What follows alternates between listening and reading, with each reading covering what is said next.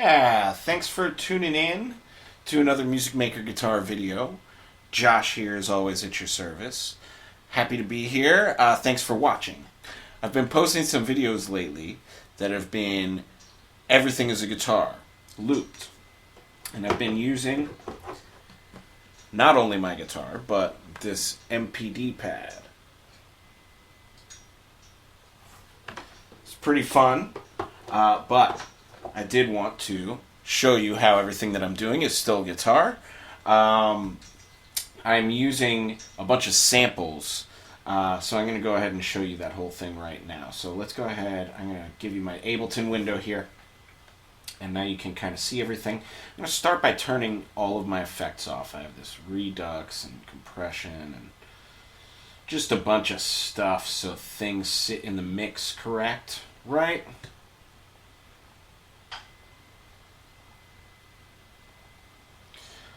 And let's get to these drums. Okay, now everything that I'm doing, some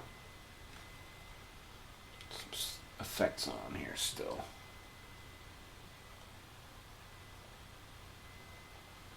Okay, now everything that I'm doing is all from the same guitar sample. So I'm going to go ahead and play that for you right here. All comes right here in this big yellow section. I'm going to untranspose that as well. And now you can actually hear, let's turn the filter off too. But this is what it sounded like when I put everything raw into this. And the idea was make 10 minutes of percussive sounding stuff and then chop it all up into cool drum sounds. I'm going to move a little further into this recording so you can hear some of the different vibes I was getting at.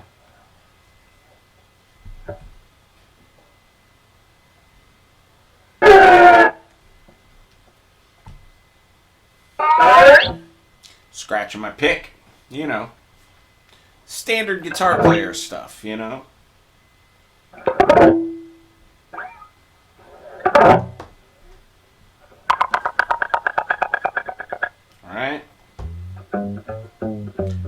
Looks like I had my strings detuned and was just pulling on them here.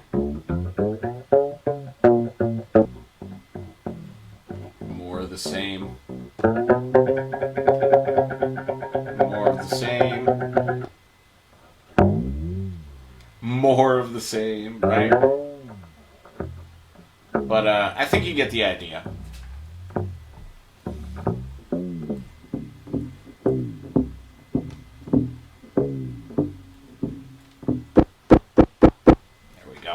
Alright, but what I needed to do was to make some very specific sounds. I always start with a kick and a snare, because you hear those the most in your mix in most kinds of like pop music. So what inspired me was actually I was listening to some like electronic, some EDM music, and you know how they have like a break that's like, and that sound really just fascinates me, right? And what I kind of realized is it's not a sound. It's a mix of like 5 or 6 different sounds, right? So I was like, what if I could start mixing guitar sounds like that together to actually make drum sounds instead of, you know, having to feed the drummer after every 16 bars. Right? So what I did was I started stacking things, and I started paying attention to transients that I saw. Like, what does a kick drum look like? And then if I break that down into different parts, what do we have? So for like drums, right, what you essentially have is 2 or 3 sounds per drum, mostly, not including cymbals, right? So the sound that you're hearing is the stick. That's like we call the transient. You're hearing the head, right? And that, again, I guess the transient would be like the contact of the stick with the head, right? But then there's also a resonance that you need to capture too, which is the vibration of the head, and then the vibration that takes place within inside of the drum, right?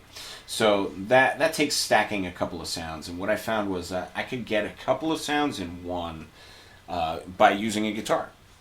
So I stacked for my kick drums here. You can see that I've got a chop and a boom here. So if I take and isolate this chop section, it's just like a knock. I just isolated a part of that original mix till I found something that sounded like a, like the beater hitting the head of a drum, but without any of the drum behind it, right?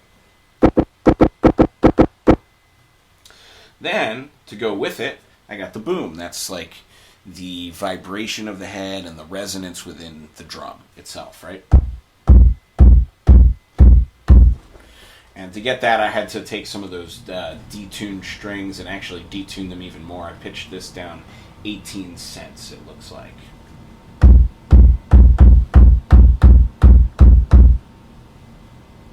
So, both together, I get a nice, pretty convincing kick. And once you throw some EQ and like the drum bus,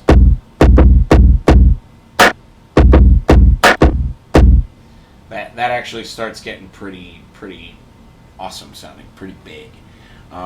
Snare is a little trickier because you have to do more sounds. There are a couple of things. First of all, producers always layer in addition with those like 3 initial sounds, like a snap or a clap or something usually.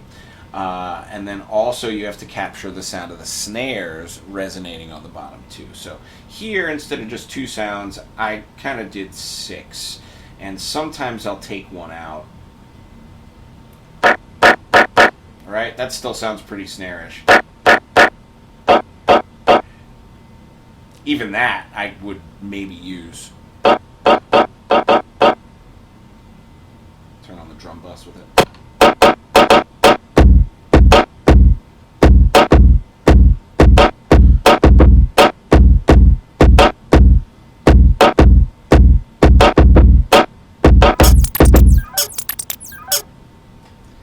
Anyways, that's pretty fun stuff right there. Let's turn those back on because I like them. Actually, maybe my favorite two. Where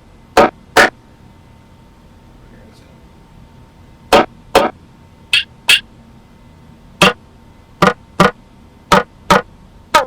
That one, yeah.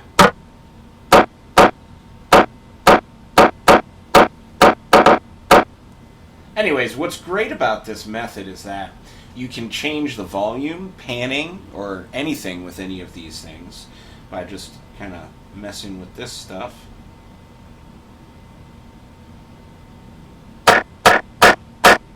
And now if you're wearing headphones, you can hear those sounds of the snare drum are actually now panning around your ears. I like my snares generally in the center, so I did that, but you can do that any way you like. And the other thing that's really cool is, like, say a kick drum. A lot of the times I'll tune the kick drum to be the same pitch as the song, the key of the song, right? But you might want to do that without changing the transient. You might just want the boom to change, right? So, right? Maybe I just want that to be about there, and that's the key of the tune.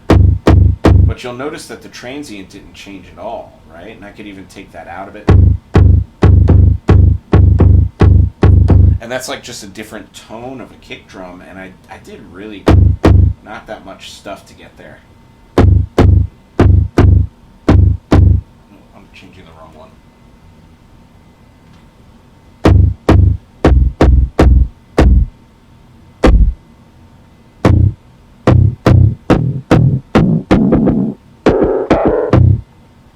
Pretty fun. I could probably do that all day. But that said,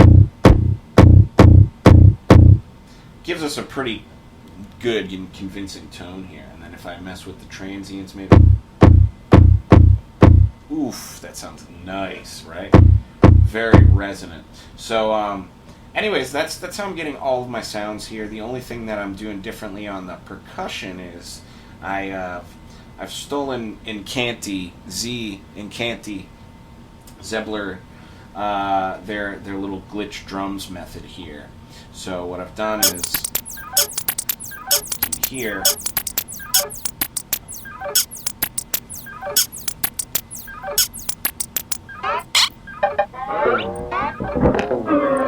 just got a rack full of different percussion stuff.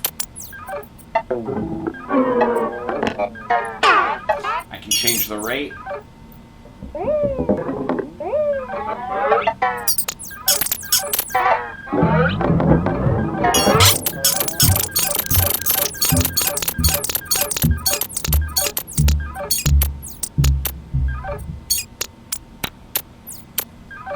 And again,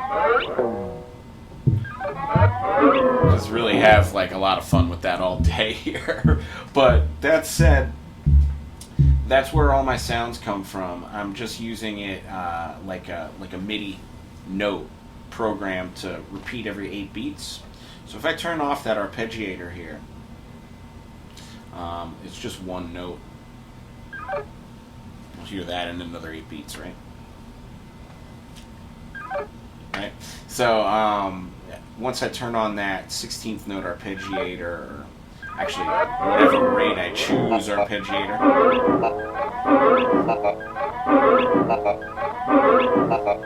it does some pretty cool, interesting stuff here. Again, drum bus, pan, a little bit of auto filter.